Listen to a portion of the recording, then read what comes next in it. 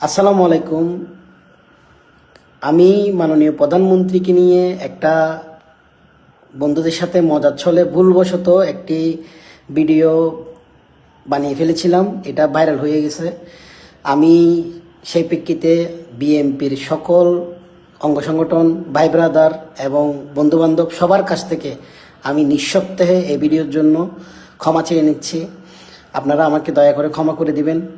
এটা আমার একটা অনাকাঙ্ক্ষিত ভুল। আমি জানি এ ধরনের ভুল আসলে ক্ষমাযোগ্য না বা গ্রহণযোগ্য না। তারপরও আমি এটা নিয়ে অন্তরের অন্তরস্থল থেকে মাননীয় প্রধানমন্ত্রী সহ ওনার পরিবার সহ বিএনপির সকল পরিবারকে, বিএনপির সকল সাপোর্টারকে, ভাই বন্ধুকে, সবাইকে, সবার কাছ থেকে আমি এটার জন্য ক্ষমা চেয়ে নিচ্ছি। আপনারা আমাকে এটার জন্য ক্ষমা করে দিবেন। এটার জন্য আপনারা আমাকে শত্রু ভাববেন না, মনে কষ্ট নেবেন না। এটার জন্য এটা আমার অনাকাঙ্ক্ষিত একটা ভুল আমি মনে করি, এটা আমি স্বীকার করি। এই ধরনের ভুল আসলে ক্ষমার অযোগ্য, গ্রহণযোগ্য না। আমি চেষ্টা করব সুন্দর রাজনীতি করার, গঠনমূলক রাজনীতি করার। আর দ্বিতীয়ত, আর কোনো দিন এই ধরনের ভুল যাতে আমার দ্বারা না হয় বা না করার, সেই চিন্তা আমার সবসময় মাথায় থাকবে।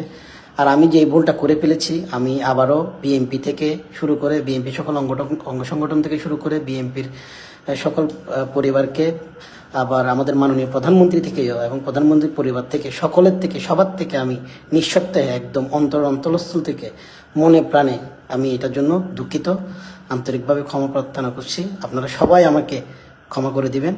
দয়া করে কেউ এটার জন্য কোনো রাগ রাখবেন না। আপনাদের ভাই, বন্ধু, সহযোদ্ধা, সহপাঠী মনে করে, আপনাদের একজন ভেবে এটার জন্য আমাকে ক্ষমা করে দিবেন। এটা আমার ভুল হয়েছে, আমি এই ভুলটা আমি স্বীকার করি। এটার জন্য আমি খুবই খুবই খুবই দুঃখিত, আমি খুবই লজ্জিত। এই ধরনের ভুল আর কখনো হবে না, এই প্রত্যাশা আমি করি। আপনারা দয়া করে সবাই আমাকে এই বিষয়ে ক্ষমা সুন্দর দৃষ্টিতে দেখবেন।